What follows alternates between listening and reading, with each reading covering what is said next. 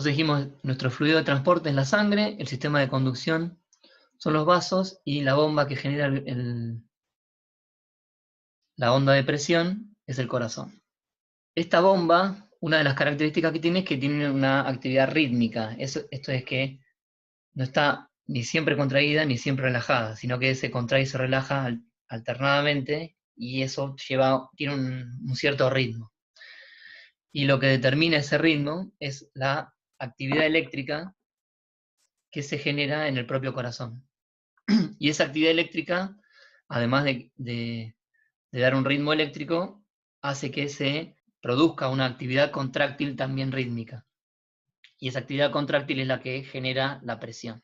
Esa actividad eléctrica que ocurre en el corazón en forma rítmica es lo que uno registra a través cuando uno realiza un electrocardiograma, ¿no? En un electrocardiograma uno usa electrodos desde el exterior del cuerpo y puede obtener un registro que representa no la actividad de cada célula individual, sino la actividad eléctrica global del corazón en las distintas etapas del ciclo cardíaco, que ahora vamos a ver cuáles son.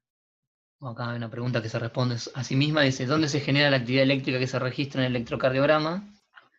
Tenemos, por un lado, las células marcapaso, que son las células que son las encargadas de generar ese patrón rítmico de actividad eléctrica, y por otro lado tenemos otras células que son capaces de conducir esos estímulos eléctricos por todo el tejido del corazón. Y las células que realizan el trabajo contráctil, que son las que vamos a llamar los miocitos cardíacos, ese trabajo contráctil es iniciado o es desencadenado por señales eléctricas que les llegan desde otras células, como habrán visto cuando vieron la parte de músculo cardíaco. Entonces acá, en este esquema vemos un corazón. Ese es el corazón humano. Tenemos las 4 cavidades, no sé si se ven bien, acá tenemos una de las cavidades, que es la aurícula derecha. Acá está el ventrículo derecho. Acá está la aurícula izquierda. Y acá está el ventrículo izquierdo.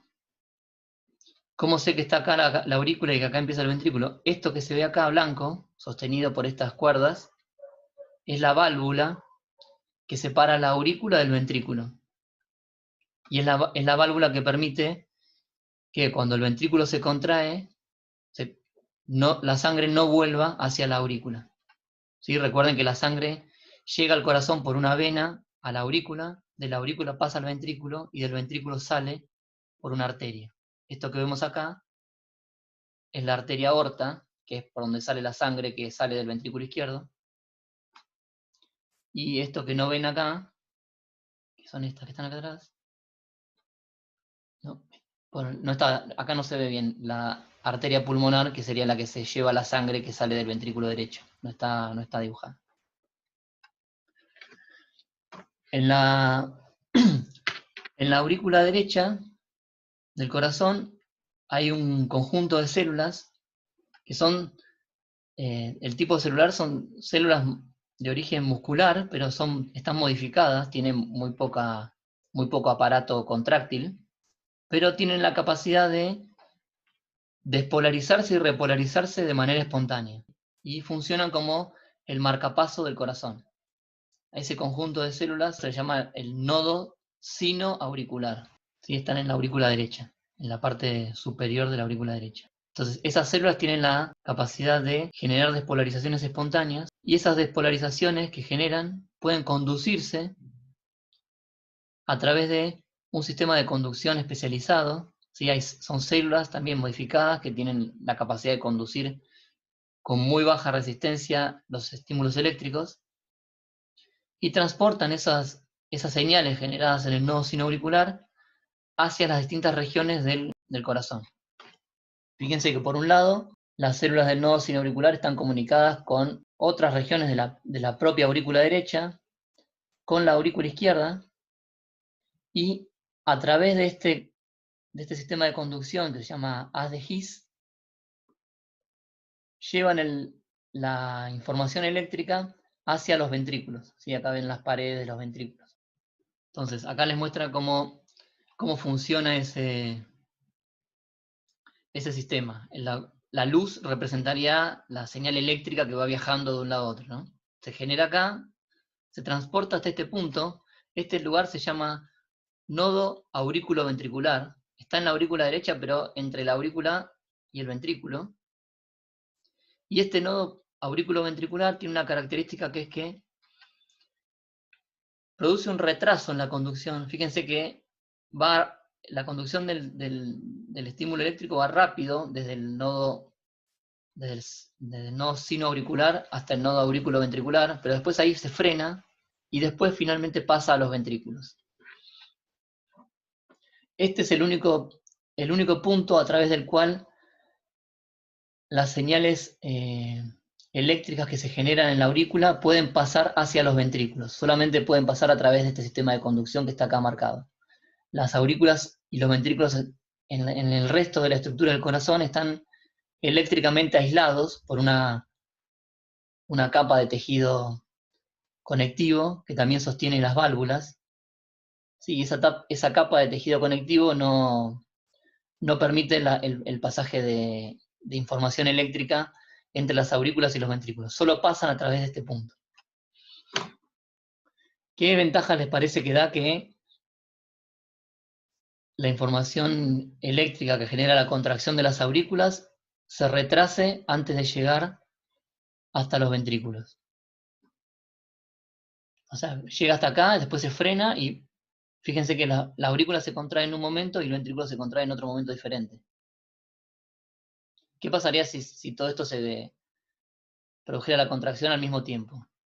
Permite que se llenen los ventrículos. Si todo esto se contrajera a la vez, cuando la aurícula intenta expulsar sangre hacia los ventrículos, si el ventrículo está contraído, no recibe la sangre de la aurícula y la válvula esta estaría cerrada. Después vamos a hablar de cómo funcionan estas válvulas, pero solo se abren por diferencias de presión. No hay un mecanismo de contracción de ningún músculo ni nada. Cuando una región tiene más presión que la otra, la válvula se abre o se cierra según cuál sea la región que tiene más presión. Entonces, este desfasaje es importante, y el hecho de que este punto sea el único por donde se transmite la información eléctrica también es importante, porque si las células de este lugar se mueren o están dañadas, puede ser que algunos de los impulsos que se generan en la aurícula no lleguen hasta los ventrículos. La característica que permite que esas células funcionen como marcapasos es que, decíamos que es que se despolaricen de manera espontánea y generen potenciales de acción en forma rítmica de manera espontánea. En estas células marcapasos, en la génesis de los potenciales de acción, intervienen principalmente 4 tipos de canales. 3 tipos de canales son los responsables de la despolarización y un tipo de canal es el responsable de la repolarización. ¿Sí? En la repolarización, los que intervienen son canales de potasio operados por voltaje, como en los otros potenciales de acción que vimos. ¿Sí? Siempre en todos los potenciales de acción que vimos, el potasio, a través de la salida por esos canales operados por voltaje, genera la repolarización de la célula.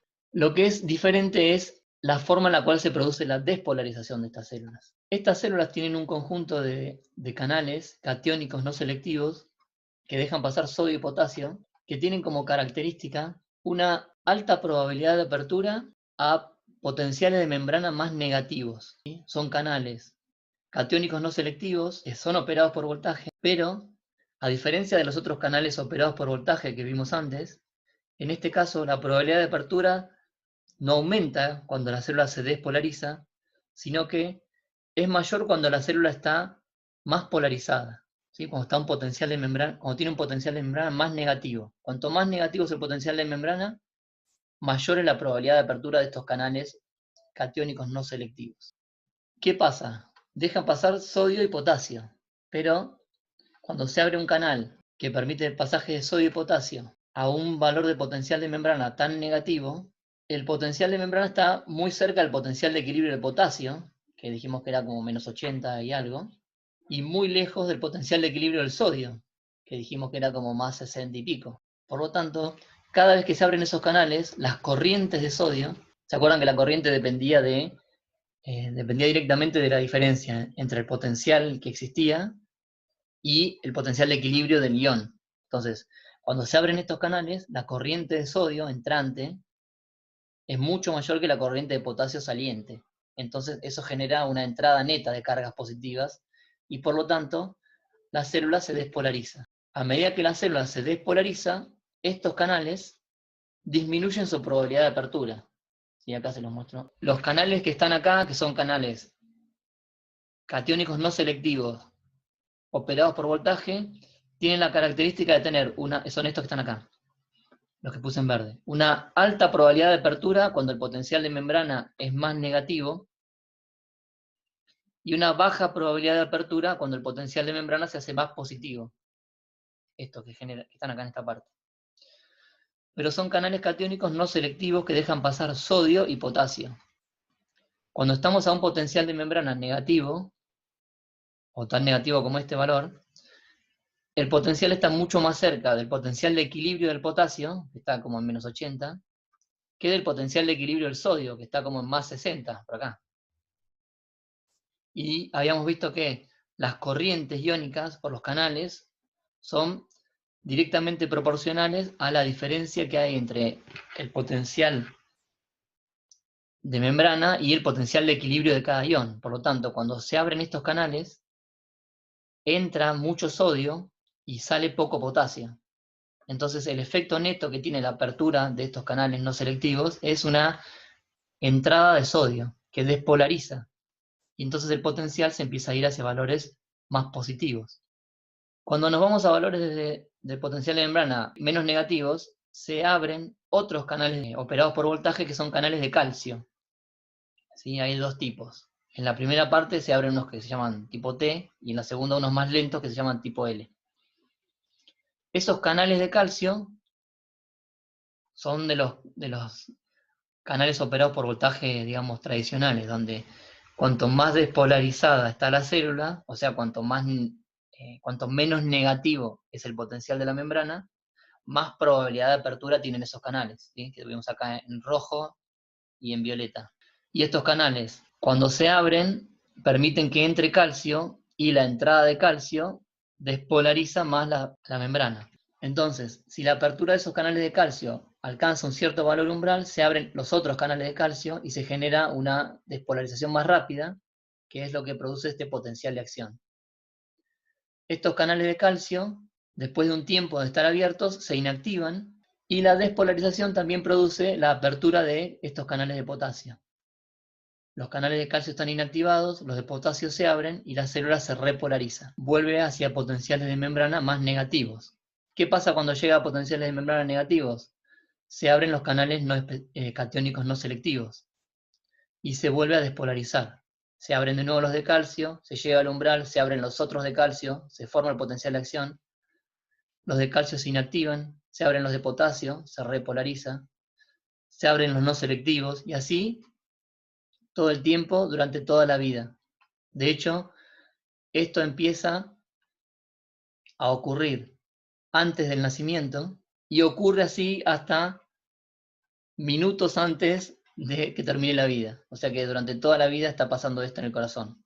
Claro, lo que les da la característica autorrítmica es que estos canales no selectivos se abran cuando la célula está más polarizada, cuando el potencial de membrana es más negativo.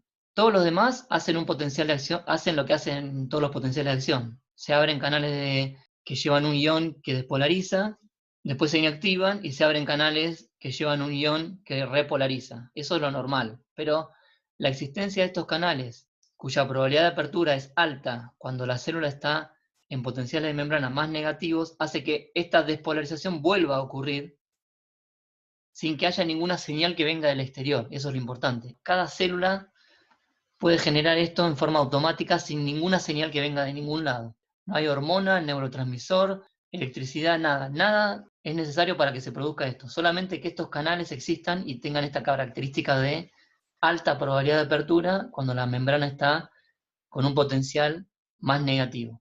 ¿Sí? La sola presencia de estos canales en la membrana, si uno agarra una célula de cualquier cosa y le mete estos canales en la membrana, esa célula empieza a generar potenciales de acción en forma cíclica. Si uno lo hace artificialmente en otra célula que no tenga la actividad marcapasos y le pone estos canales que tienen esta célula marcapaso, la convierte en marcapaso. Otra característica que le dan a la célula es que nunca hay un potencial de reposo, ¿sí? Acá o se está despolarizando o se está repolarizando. La célula siempre está variando su potencial de la membrana en forma cíclica durante toda la vida. Entonces no tenemos un potencial de reposo. Lo que sí tenemos es un potencial que se le llama potencial diastólico mínimo, que es el potencial más negativo que puede alcanzar la membrana de la célula durante este ciclo. El valor de este potencial mínimo depende, entre otras cosas, de qué tanto estén abiertos estos canales de potasio. Cuanto más tiempo abiertos pasen estos canales de potasio, hacia valores más negativos se va a ir este potencial diastólico mínimo. Si el umbral está acá en este valor fijo, y durante la repolarización nos vamos a valores más negativos, va a tardar más tiempo en alcanzar ese umbral y en generar este potencial de acción. Entonces, estas despolarizaciones de los potenciales de acción van a estar más separadas en el tiempo. Y eso va a afectar la frecuencia con la cual se mandan los estímulos despolarizantes a las otras células. Entonces, eso va a afectar la frecuencia con la cual se activen las células del corazón para hacer el trabajo contráctil. ¿Sí? Entonces, esta es una de las cosas que son importantes en cuanto a estos potenciales de acción. La otra cosa importante es la que vos dijiste, si el umbral cambia de valor, si se va hacia valores más negativos, lo voy a alcanzar antes y se van a generar los potenciales de acción más rápido. Si se va hacia valores menos negativos, los voy a alcanzar después y se van a producir potenciales de acción más separados en el tiempo. ¿Sí? Eso va a modificar lo que le vamos a llamar después la frecuencia cardíaca. Claro, eso es lo que se modifica, por ejemplo, cuando haces actividad física, que como te late más rápido el corazón y todo eso, o Exactamente, vienen por sí. otro lado. Cuando hacemos actividad física, el corazón recibe señales que modifican la forma en la cual se producen estos potenciales de acción. Las señales no desencadenan los potenciales de acción, pero pueden modificar las componentes de este potencial de acción porque modifican la actividad de estos canales. ¿Sí?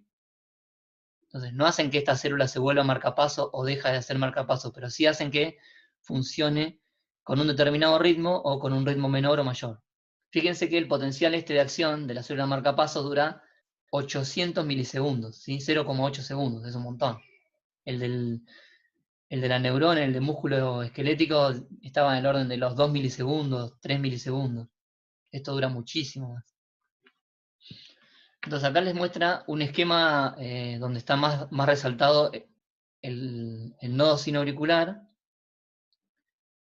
que está acá, el nodo auriculoventricular y el sistema de conducción, ¿sí? Que lleva la señal eléctrica a todas las regiones del corazón. ¿Cómo pasa la señal eléctrica de una célula a la otra? Nosotros cuando hablamos del sistema nervioso, habíamos usado para comunicar la señal eléctrica de una célula a la otra un intermediario químico que era la secreción de un neurotransmisor, ¿no? Dijimos que la neurona se despolarizaba, producía potenciales de acción, llegaban hasta la terminal axónica, entraba calcio, se exocitaba un neurotransmisor que llegaba a receptores en la otra célula, la despolarizaba y así. En este caso no hay ese tipo de señalización. Las células no se comunican entre sí por señales químicas, sino que se comunican entre sí directamente por señales eléctricas. Si hay pasaje de corrientes eléctricas de una célula a la otra. En este esquema tenemos la célula marcapaso en color, no sé, violeta para mí, o lila, y los miocitos contráctiles, los que hacen el trabajo mecánico, en rosa. Estas células, como decía Celina, están comunicadas por las uniones GAP, que están formadas por unas proteínas que llaman conexinas, que forman estas estructuras que llaman conexones. La idea es que es un canal que permite la comunicación de los citoplasmas de las dos células y permite el pasaje de especies cargadas de pequeño tamaño de una célula a la otra. Cuando en la célula marcapaso se está produciendo un potencial de acción, en esta célula, en el lado interno de la membrana, se están acumulando cargas positivas que están ingresando por los canales de calcio. Si esta célula está comunicada eléctricamente con una célula vecina que está en reposo, estos iones positivos pueden generar corrientes despolarizantes que viajen hacia la célula vecina. Si esa célula vecina es un miocito que también tiene canales voltaje operado. ¿Se acuerdan que las células de músculo cardíaco también tienen canales de sodio, voltaje operados, canales de calcio, voltaje operados, y canales de potasio, voltaje operados, y hacen que si estas corrientes despolarizantes llevan al potencial de la membrana de este miocito hasta un valor umbral, se desencadenen en ese miocito potenciales de acción. ¿Sí?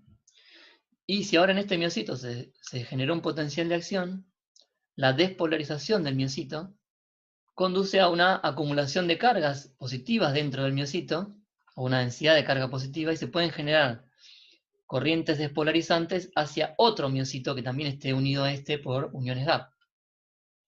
Y esas corrientes despolarizantes pueden llevar al potencial de la membrana de este segundo miocito hasta el umbral y generar un potencial de acción también en esa célula. Y así se puede el estímulo eléctrico generado espontáneamente en la célula marcapaso a través de estas corrientes electrotónicas y a través de la generación de potenciales de acción en cada miocito puede transmitirse de una célula a la otra, y esto ocurre de manera muy rápida, aunque no instantánea, ¿sí?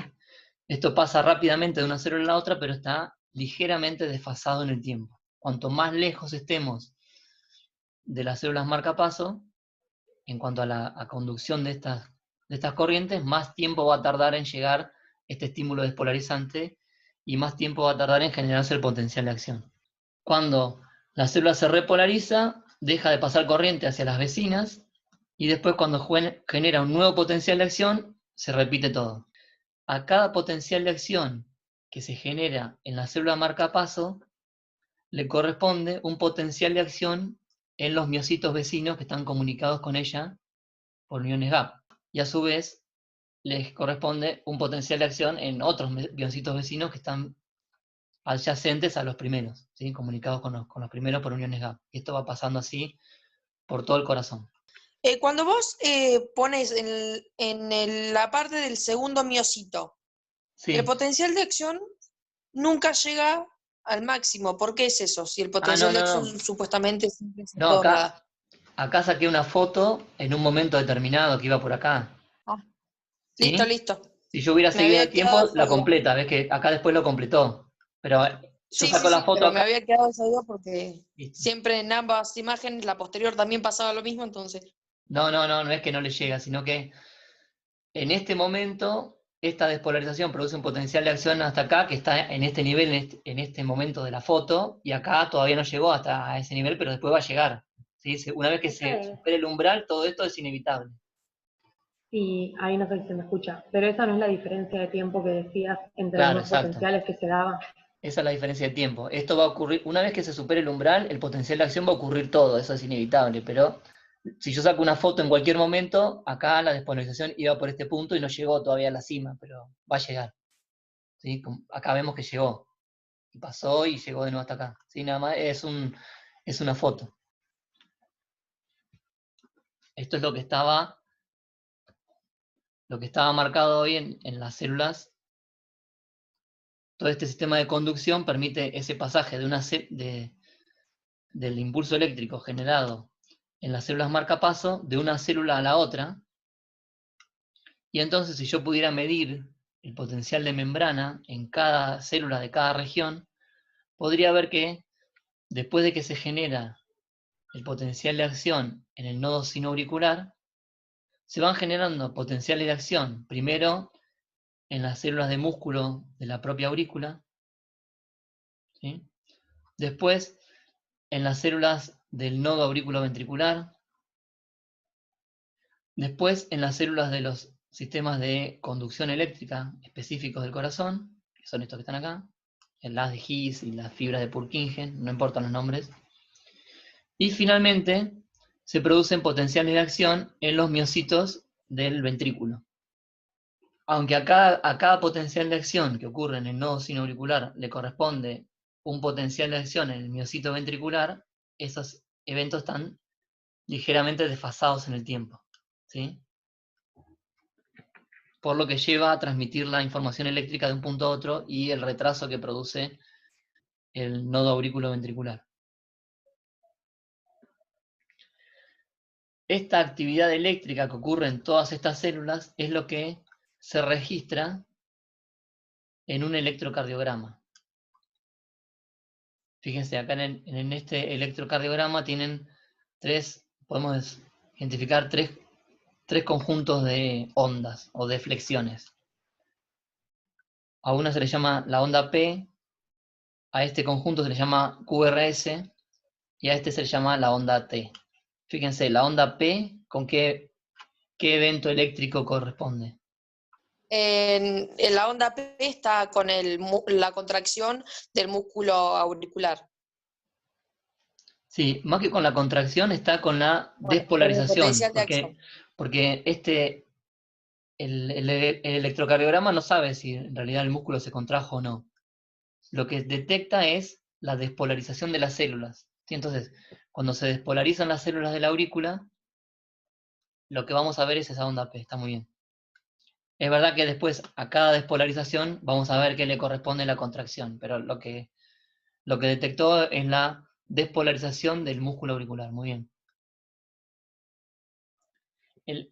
La despolarización del nodo sinoauricular también ocurre en ese momento, pero la magnitud de estas ondas depende de la cantidad de células que están cambiando su potencial de membrana.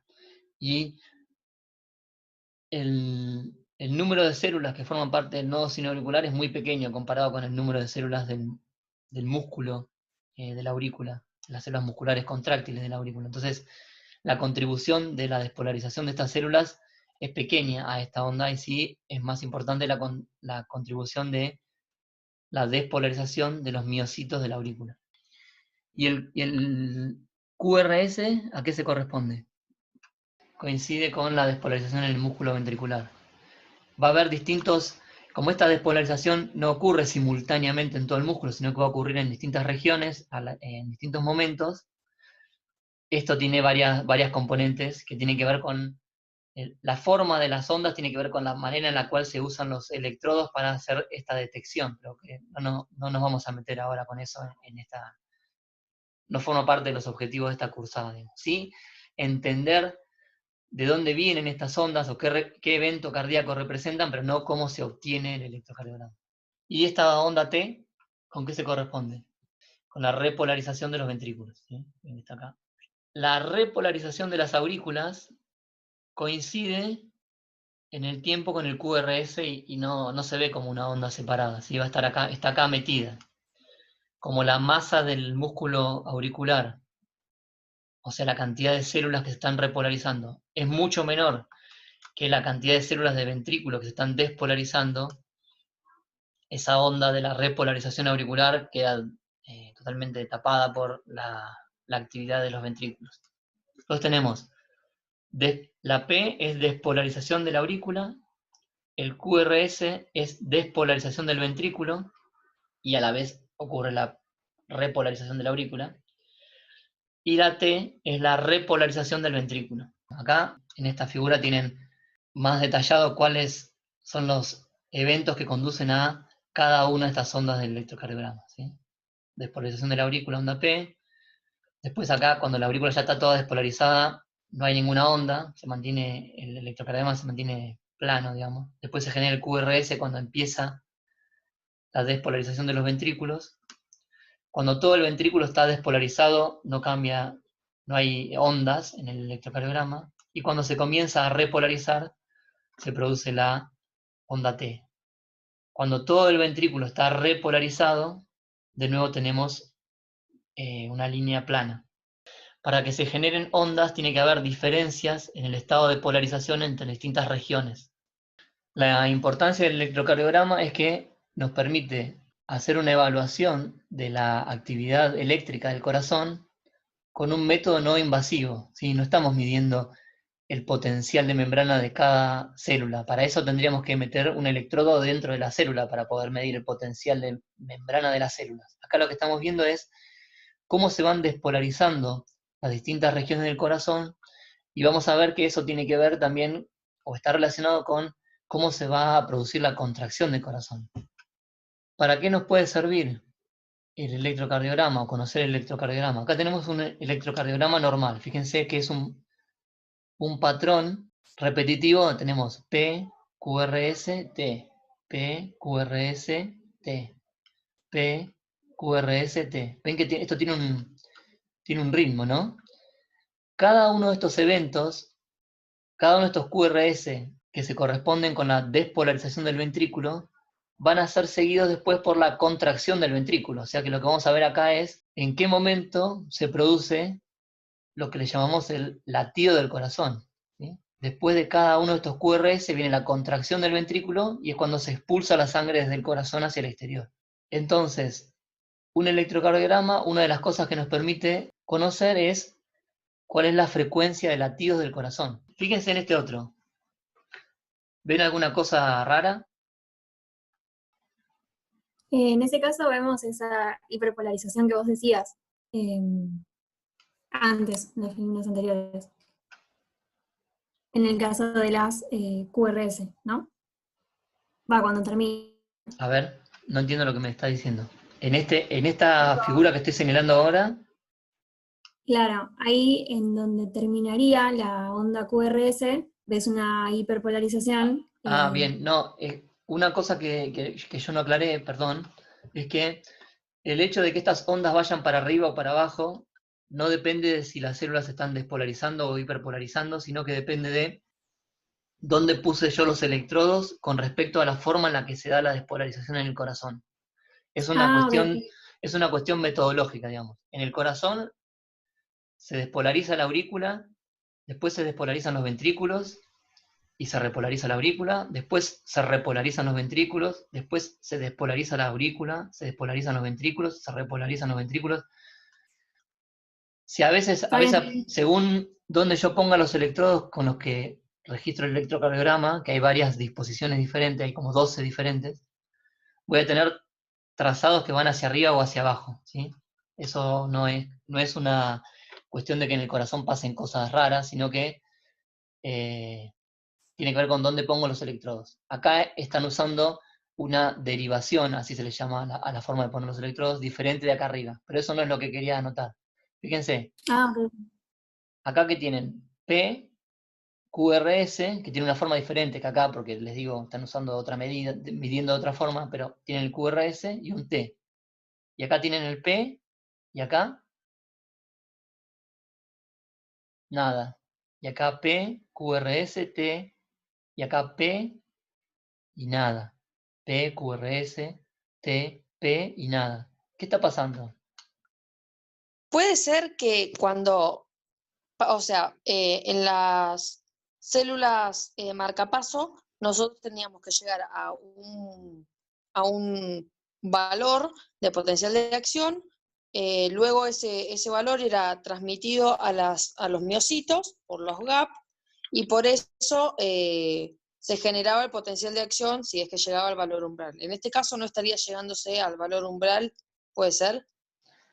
Sí, podría ser que a veces sí pasa la señal eléctrica que se generó en la aurícula, a veces pasa hasta los ventrículos y se despolarizan, y a veces no pasa.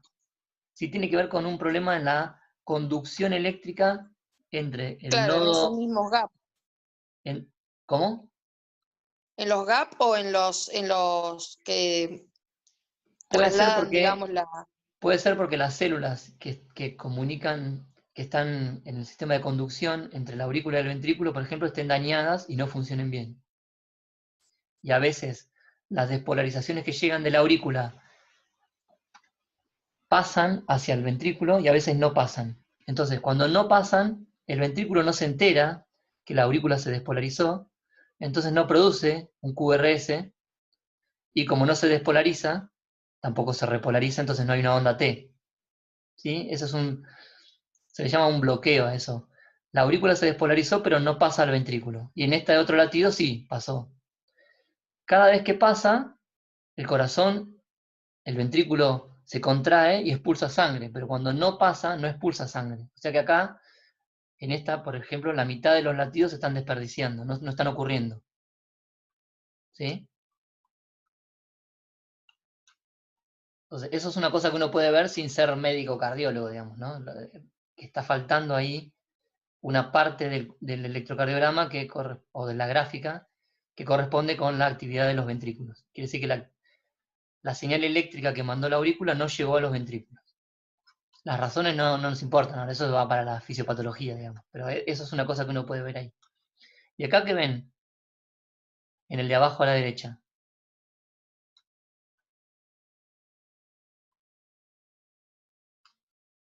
¿Cómo lo describirían esto? Sin ningún patrón o sin ninguna... Exacto, acá no hay ningún No sé patrón cómo regular. No pasa ni esto y ni siquiera pasa esto, ¿no? Porque esto dentro de todo tiene algunos momentos de regularidad, aunque hay veces que falla, pero este de acá de abajo a la derecha no tiene ningún patrón. Esto representa que el corazón se está despolarizando y repolarizando en distintas regiones de una forma completamente desordenada. ¿Sí? Si les hacen un electrocardiograma y ven esto, es una señal de alarma, digamos, y seguramente ustedes no van a estar conscientes viéndolo.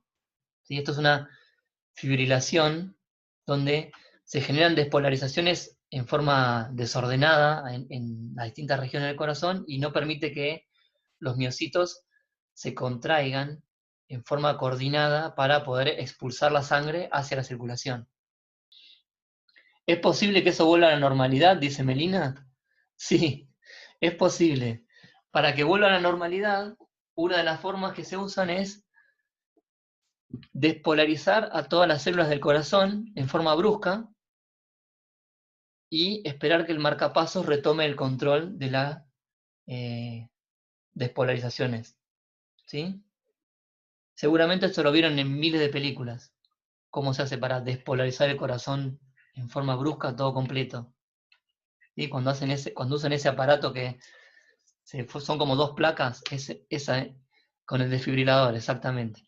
A esta fibrilación se la resuelve con el desfibrilador.